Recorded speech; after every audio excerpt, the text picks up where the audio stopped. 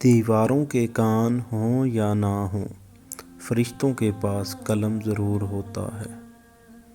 اللہ پاک کے فیصلوں پر راضی رہنا سیکھیں، سوال مت کریں، کسی خواہش کو ضد مت بنائیں، بس دعا کیا کریں اور پھر خود کو اللہ کے حوالے کر دیا کریں، بے شک اس کے فیصلے بہترین ہوتے ہیں۔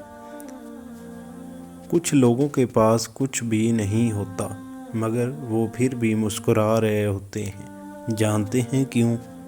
کیونکہ وہ اللہ سے اچھے کی امید رکھتے ہیں اور وہ بے شک سب کچھ عطا کرنے والا ہے۔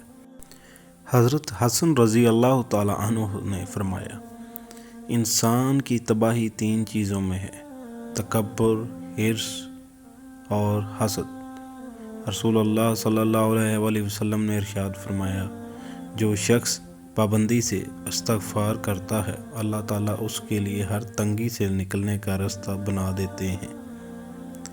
قرآن مجید میں ہے، جب یقین کی ڈور اللہ پر چھوڑ دی جاتی ہے تو پھر اللہ اپنے بندے کو رسوا نہیں کرتا۔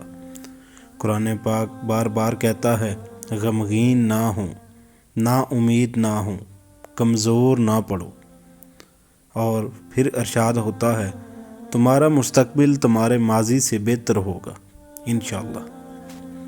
حضرت علی رضی اللہ تعالیٰ عنہ فرماتے ہیں، لوگوں کے خوف سے حق کی بات کہنے سے نہ ڈرو، کیونکہ نہ تو کوئی موت کو قریب کر سکتا ہے اور نہ ہی کوئی رزق کو دور کر سکتا ہے۔ پریشانی خاموش رہنے سے کم، صبر کرنے سے ختم اور شکر کرنے سے خوشی میں تبدیل ہو جاتی ہے۔ حضرت علی رضی اللہ تعالیٰ عنہ نے ارشاد فرمایا، عاقل مشورے سے بے نیاز نہیں ہوتا بلکہ اس کا محتاج رہتا ہے، اس سے فائدہ اٹھاتا ہے۔ پلیز ویڈیو اچھی لگے تو لائک اور شیئر کریں اور چینل کو سبسکرائب کریں۔ جزاک اللہ۔